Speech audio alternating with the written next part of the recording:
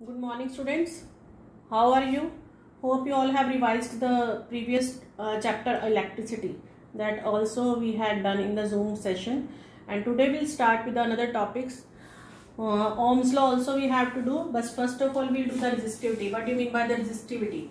Resistivity बेटे हमने किया था कि resistance of a conductor depends on the length. Means this is a proportionality sign.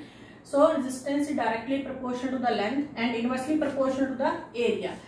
So अगर हम proportional sign खत्म करते हैं, this is the constant of proportionality. That is the constant of proportionality, and it is called the rho, RHO. This is known as the rho, which is also known as the resistivity. So अब हमने resistivity का देखना है कि what is resistivity और इसकी unit क्या होती है वो हमने देखना है. So resistivity of the material is numerically the resistance of a sample of unit length and the unit cross section area at certain temperature.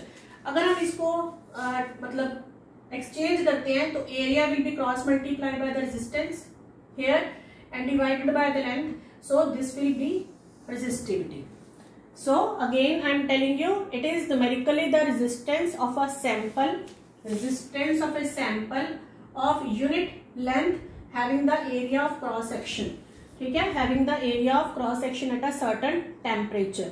अगर हम इसका यूनिट निकालते हैं, रेजिस्टेंस का यूनिट होता है ओम, एरिया का मीटर स्क्वायर, लेंथ का metre. So what will be the unit of the resistivity? That is the ohm. This is a sign of the ohm meter. So resistivity का unit क्या होगा बेटे? ओम metre. ठीक है. So rho or the resistivity is constant for a given material at given temperature and is different for the different materials. मतलब जो रो की value है वो अलग अलग मटेरियल्स के लिए अलग अलग होती है. सो अगर हमें रो की वैल्यू का पता लग जाता है, मटेरियल का पता लग जाता है, resistance of any length and size of the material, it can be calculated. ठीक है. And R depends on the length and the area of the cross section. ठीक है. अब this is the resistivity. Now next topic that is the Ohm's law. हमने उस दिन resistance का किया था and I told you that the unit of the resistance it is ohm. So Ohm's law. Ohms law में बेटे हमने क्या करना है कि R is equal to V upon I. हमने किया था resistance is equal to V upon I, where V will give the potential difference and I will give the current flowing through the conductor. ठीक है. सो Ohm's law क्या बनेगा? V is equal to, potential difference का होता है V is equal to IR, जिसको हम कहते हैं constant at given temperature. Constant at given temperature. And here it is the verification of the Ohm's law also. Please read it from the book also. अगर तुम्हें नहीं समझ में आएगा how we will verify the Ohm's law, we will do in the Zoom session also. So this is the Ohm's law. Now after the Ohm's law bete, there are two main topics you can say which we have to do very you can say briefly or then in the explanation form. What is it? These are the resistance of a system of resistors. Resistance of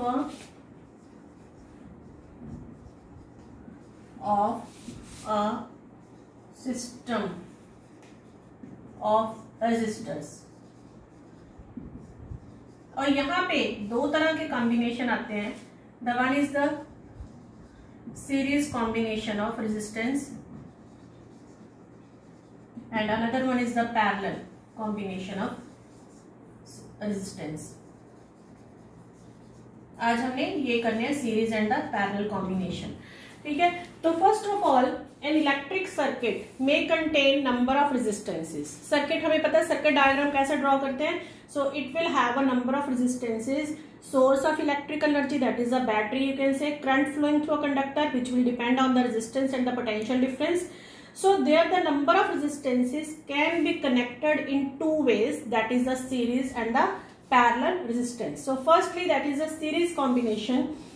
क्या होता है बेटे series combination में? Like this.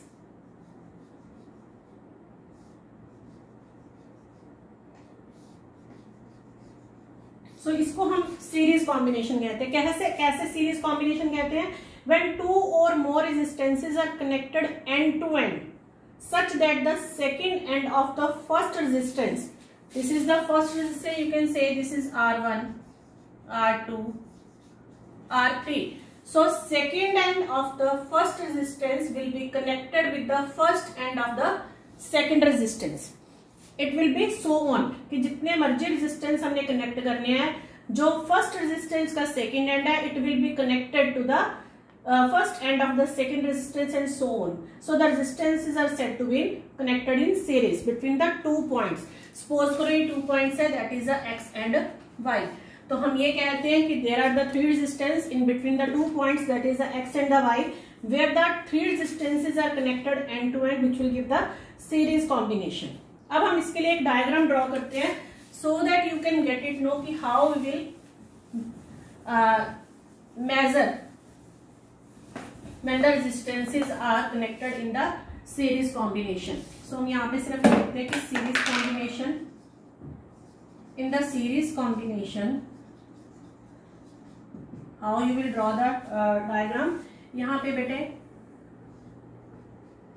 Number 1 R1, R2, R3, ठीक है, like this you will draw. यहाँ से current flow करेगा, एक बैटरी लगा दी हमने,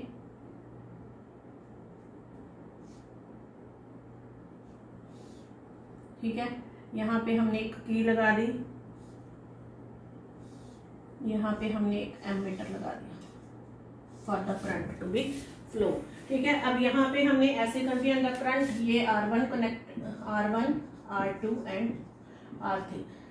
direction of the current you must tell, so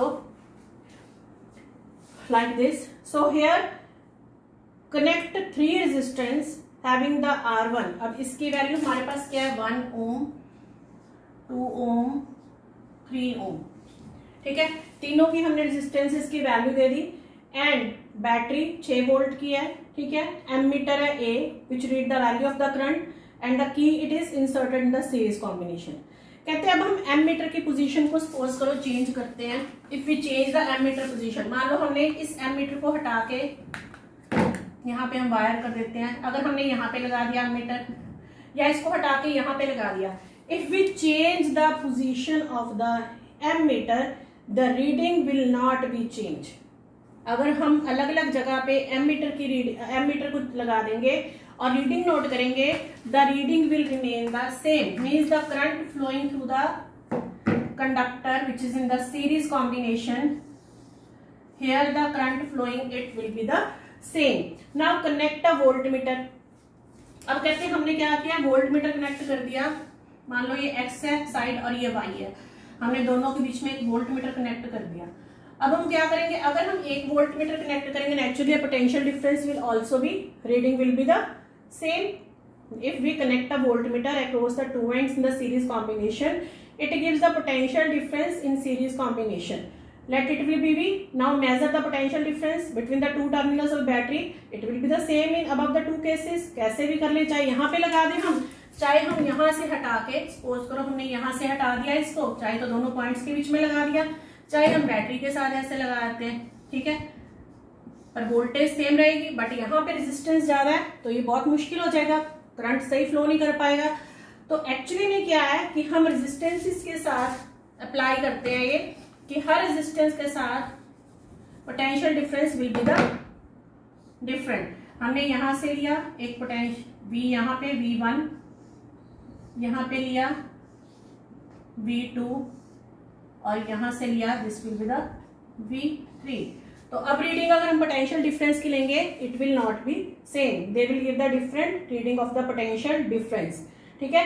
it will be second third resistance that is V1, V2 and V3. अब law of combination of resistance in series क्या कहता है, हमें किया कि V is equal to IR किया था.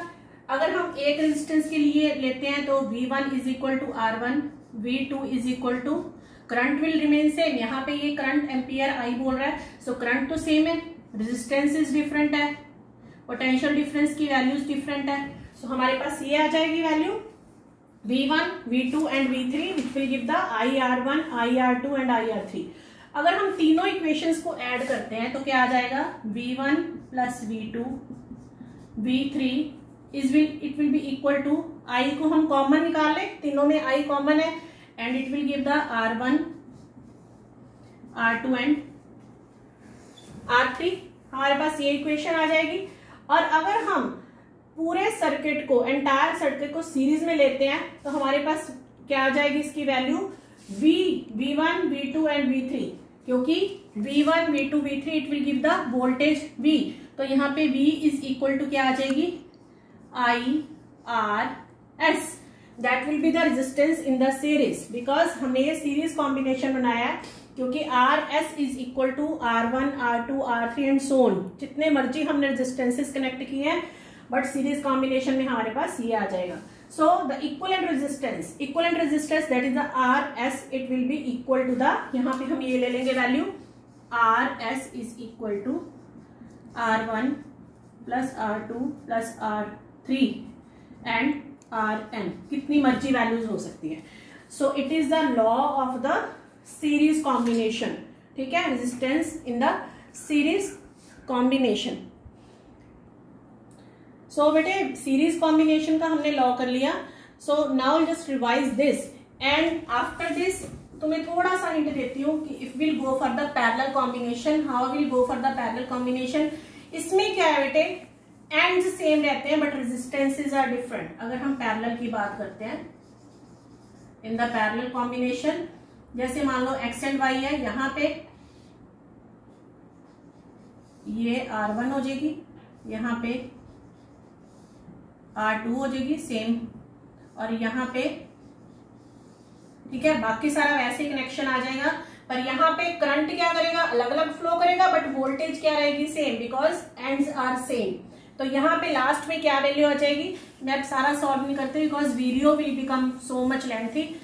This we will do brief explanation form में हम करेंगे जूम सेशन में. मैं तुम्हें थोड़ा सा बता देती हूँ. इसके में क्या आ जाएगी, 1/RP पैरेलल कॉम्बिनेशन में 1/R1 plus 1/R2 1/R3 and so on 1/Rn. सो इसकी वैल्यू आ जाएगी. यहाँ पे याद रखना तुमने, यहाँ पे करंट अलग अलग फ्लो करेगा, इसमें अलग, इसमें अलग और इसमें अलग, बट दो पॉइंट्स हैं एक्स एंड वाई हम कह सकते हैं. तो यहाँ पे वोल्टेज क्या रहेगी, सेम रहेगी. So please revise this so that you can do better. These two are very important topics. So please revise this, and if you have any query, just do in the Zoom session. Thank you.